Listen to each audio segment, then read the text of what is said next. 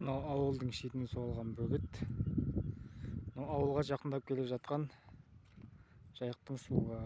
Шамамен бір 7-8 метрдей қалған ауылға кіруге. Мынадай ғып тасып жатыр.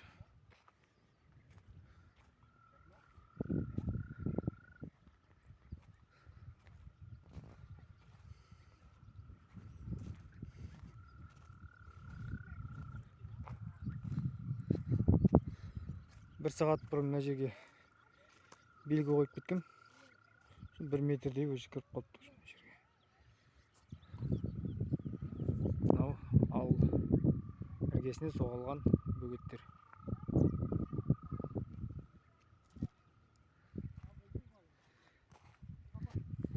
Енді бір апта тасса мына жерге мына бөгеттердің деңгейіне жететін болар.